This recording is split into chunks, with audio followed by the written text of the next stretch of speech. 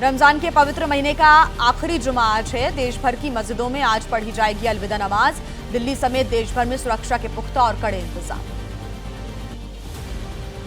लखनऊ में रमजान के आखिरी जुमे को देखते हुए पुलिस प्रशासन अलर्ट। संवेदनशील इलाकों में पुलिस रख रही है नजर। ईद को देखते हुए पुलिस का कई जगहों पर फ्लैग मार्च। लखनऊ में joint police commissioner law and order Bablu Kumar का बयान। कहा, अलविदा नमाज के लिए सुरक्षा के पुख्ता इंतजाम। सीसीटीवी और ड्रोन से रखी जा रही है निगरानी। संभल में जुमे की नमाज को लेकर पुलिस ने किया फ्लैग मार्च। संवेदनशील इलाकों में हालातों का जायजा भी लिया। अलविदा नमाज को देखते हुए भारी पुलिस फोर्स की गई है तैनात। मेरठ में भी जुमे की अलविदा नमाज के लिए पुलिस प्रशासन की तैयारी है पूरी। संवेदनशील इलाकों पर पुलिस रख रही है पैनी नजर। पीएससी समेत पुलिस बल की भारी तादाद में तैनाती। मेरठ में अलविदा नमाज को लेकर सुरक्षा का घेरा है तैयार। एसएसपी ने फुट मार्च के जरिए लिया इलाकों का जायजा। कहा, माहौल बिगाड़ने वालों के खिलाफ लिया जाएगा एक्शन। ऑक्सफोर्ड यूनिवर्सिटी के एक कॉलेज में ममता बनर्जी का विरोध। लेफ्ट के छात्र संगठन आर्जिकर मामले पर प्रोटेस्ट करते आए नजर। ममता ने कहा, कोर्ट में है मामला, केंद्र के पास है केस।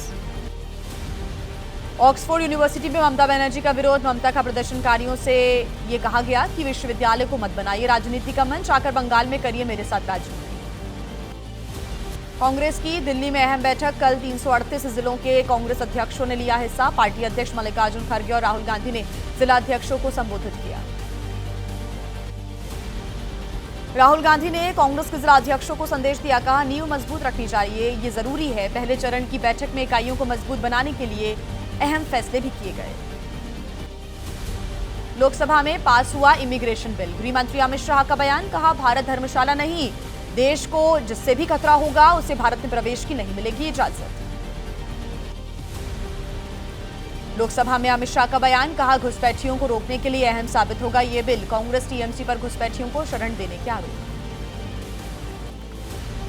बांग्लादेश के स्वतंत्रता दिवस पर पीएम मोदी ने दी बधाई। सरकार के मुख्य सलाहकार मोहम्मद यूनुस को लिखा है लेटर। बांग्लादेश को याद दिलाया मुक्ति संग्राम। जापान के उद्योगपतियों ने की पीएम मोदी से मुलाकात। कहा, भारत में जापानी निवेश के लिए बड़ा मौका है। पीएम मोदी से मिले हर संभव मदद का भरोसा। 30 मार्च को पीएम मोदी का नागपुर दौरा। डॉक्टर हेडगेवार स्मृति मंदिर परिसर जाएंगे पीएम। माधव नेत्रालय प्रीमियम सेंटर के विस्तार भवन की रखेंगे आधारशिला। यूपी के मऊ में बिजली मंत्री अरविंद कुमार शर्मा ने दिखाया दबंग अंदाज। कहा, ट्रांसफार्मर फूका तो एक अधिकारी भी साथ फूकेगा। बोले, बिजली विभाग में लापरवाही बर्दाश्त नहीं की जाएगी। यूपी के झांसी में अलविदा नमाज को लेकर सड़क पर उतरा पुलिस प्रशासन। एसपी सिटी के साथ पुलिस के जवानों ने किया फ्लैग मार्च। कई इलाकों में हालातों का जायजा लिया। वहीं संभल में अलविदा नमाज को लेकर अलर्ट मोड पर पुलिस प्रशासन। डीएम राजेंद्र पेंसिया का बयान। संवेदनशील हालातों को देखते हुए 3 स्तरीय सुरक्षा लागू। संभल में नमाजियों पर हेलीकॉप्टर से फूल की बारिश करना चाहते हैं एसपी के पूर्व जिला अध्यक्ष फिरोज खान। एसडीएम से मांगी इजाजत। सीएम योगी से भी इजाजत देने की अपील की है। संभल पहुंचे आप सांसद संजय सिंह ने साधा सीईओ अनुज चौधरी पर निशाना। कहा, कौन मुसलमान नहीं खाता गुजिया। बोले, सबको पता है कि सीईओ अनुज चौधरी के बयान का असल मतलब क्या है। वक्फ संशोधन बिल के खिलाफ हाथ में काली पट्टी बांधकर पढ़ी जाए अलविदा जुमे की नमाज। All India Muslim personal law board के सेक्रेटरी मौलाना फजल रहीम ने वीडियो जारी कर लोगों से अपील की।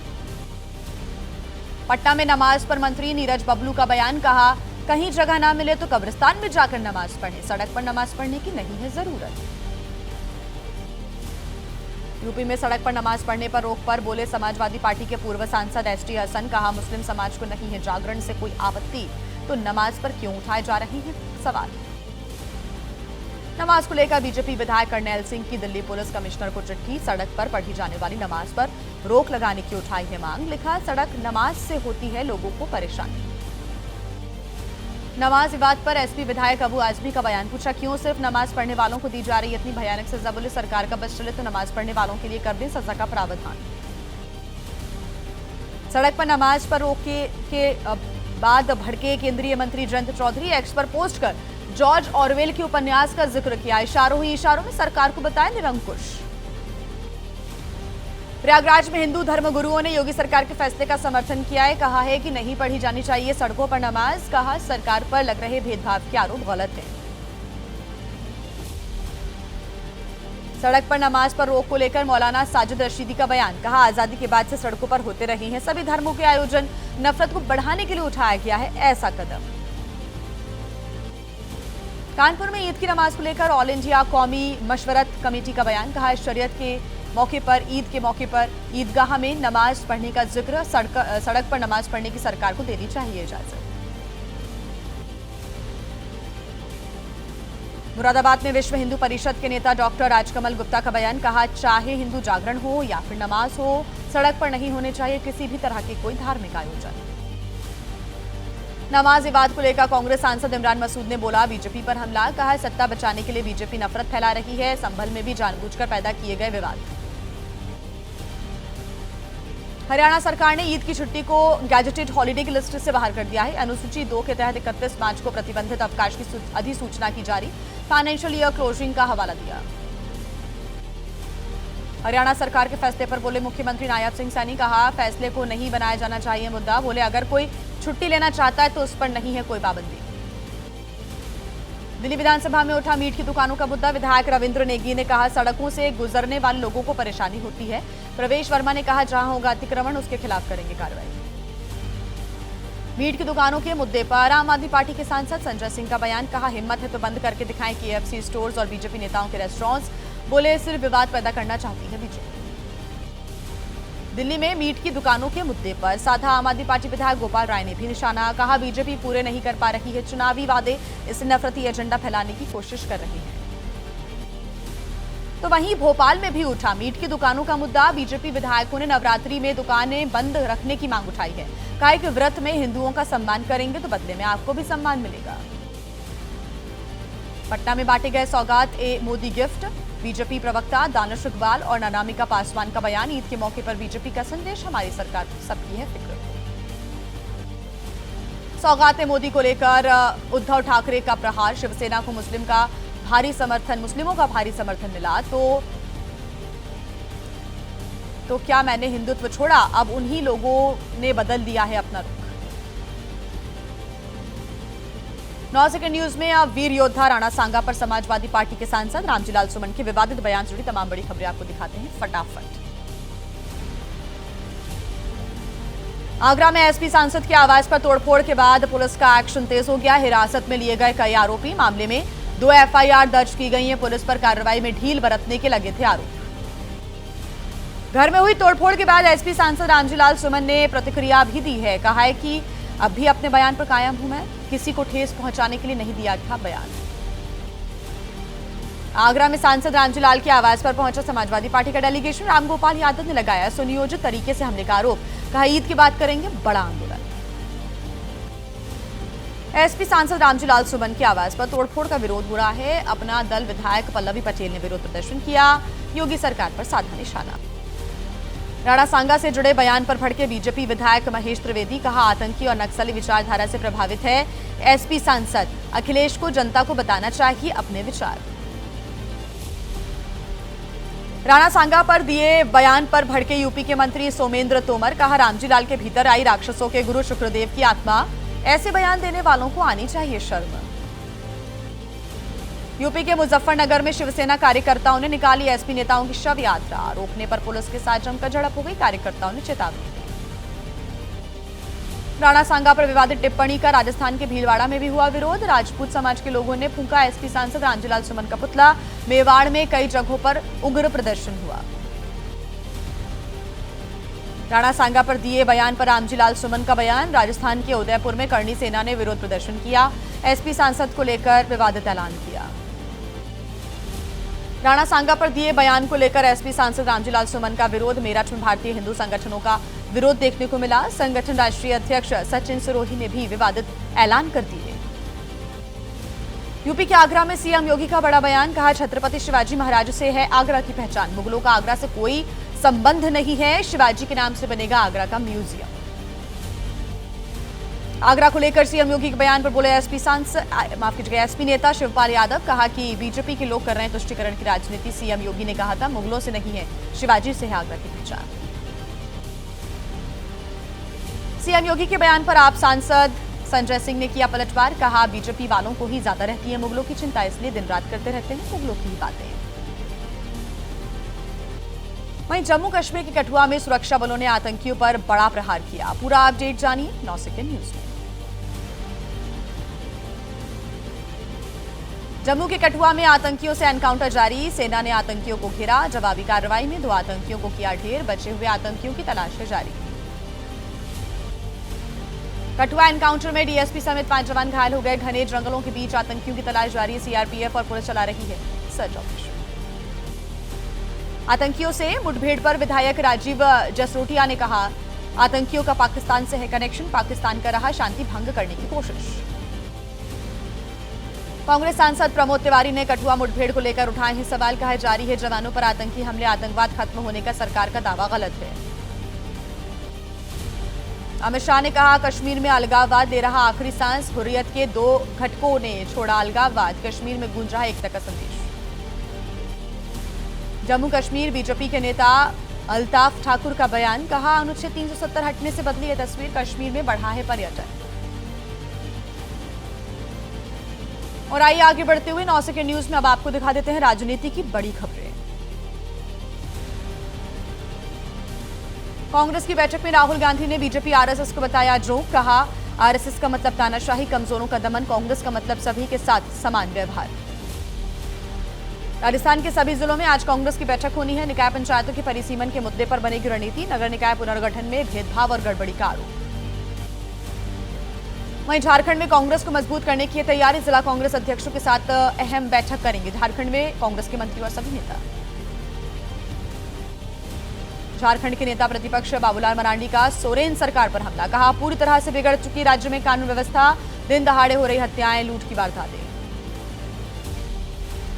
झारखंड विधानसभा सत्र पर स्पीकर रविंद्रनाथ महतो का बयान। कहा सदन में उठाए गए जनता के मुद्दे।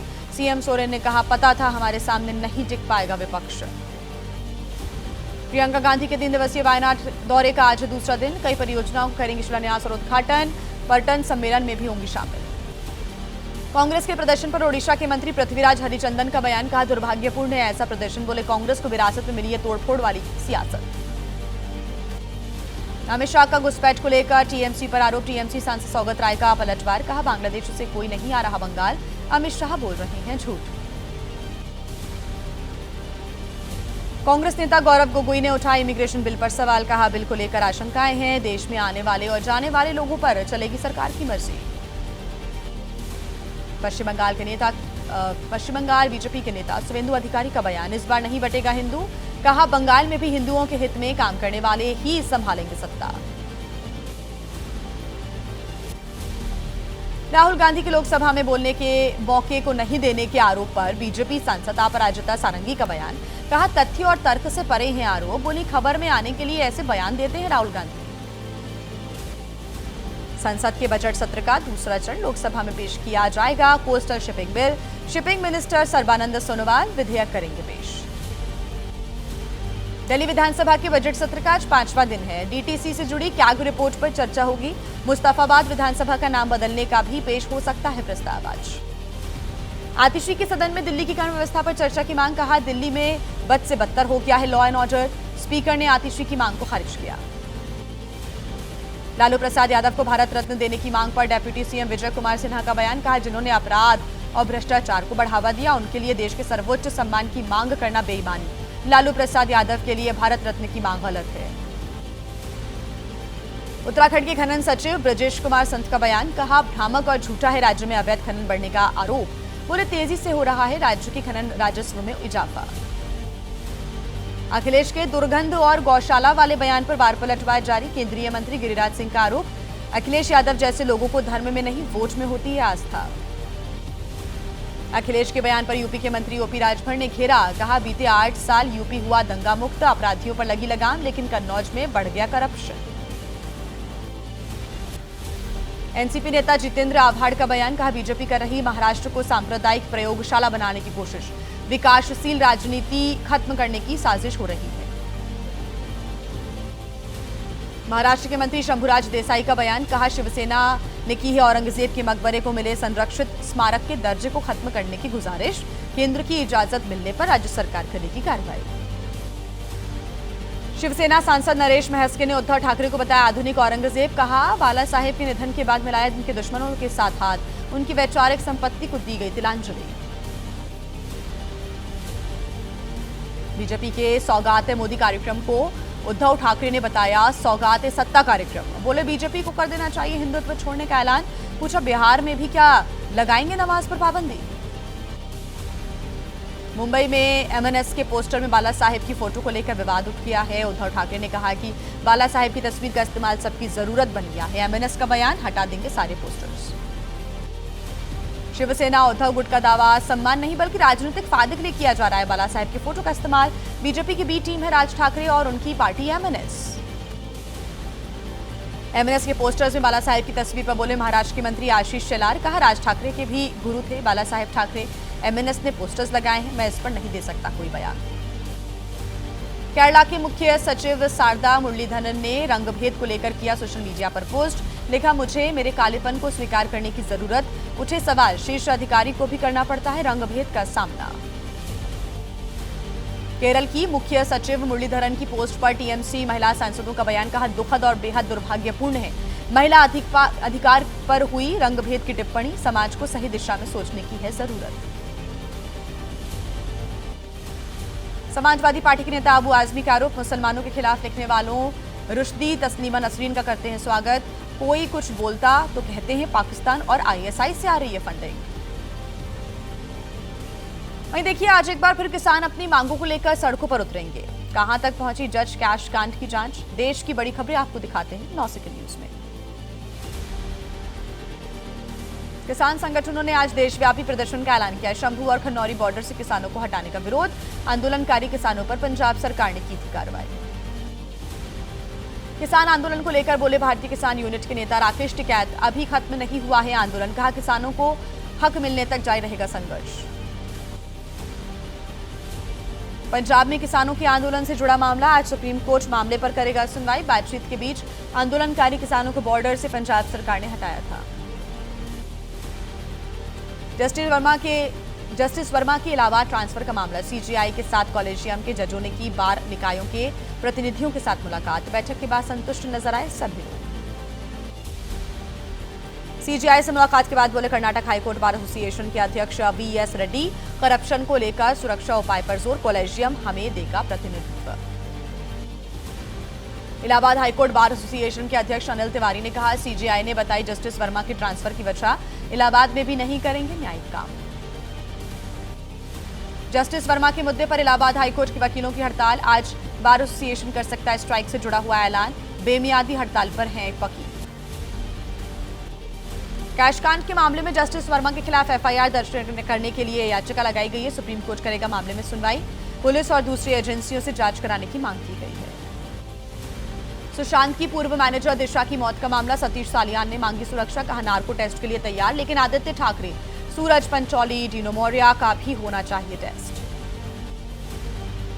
गोल्ड स्मगलिंग मामले में एक्ट्रेस रानिया राव को नहीं मिली जमानत, बेंगलुरु की अदालत ने खारिज की याचिका, अब तक मामले में 3 लोगों की गिरफ्तारी हो चुकी है। राष्ट्रगान के अपमान के आरोप में सीएम नीतीश के खिलाफ परिवाद, मुजफ्फरपुर की अदालत मामले पर आज करेगी सुनवाई, सीएम पर केस दर्ज करने की मांग हो रही है। आसाराम ने मेडिकल के आधार पर मांगी 6 महीने की अंतरिम जमानत याचिका लगाई है कोर्ट में, आज कोर्ट में फैसला सुनाया जा सकता है। रेप मामले में आजीवन कारावास की सजा काट रही है आसाराम। भारत से एलएलबी करने वाले कोरियाई नागरिक ने वकालत करने की मांगी इजाजत, वकालत के लिए भारत में रजिस्टर करने की मांग, दिल्ली हाईकोर्ट मामले पर आज करेगा सुनवाई।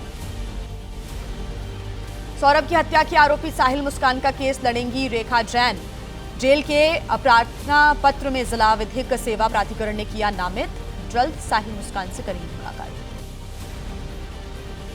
कांग्रेस सांसद इमरान प्रतापगढ़ी की याचिका पर सुप्रीम कोर्ट में सुनवाई होनी है, इमरान की गुजरात में दर्ज केस रद्द करने की भी है मांग, पिछली सुनवाई में कोर्ट ने कहा किसी धर्म के विरोध में नहीं है कविता।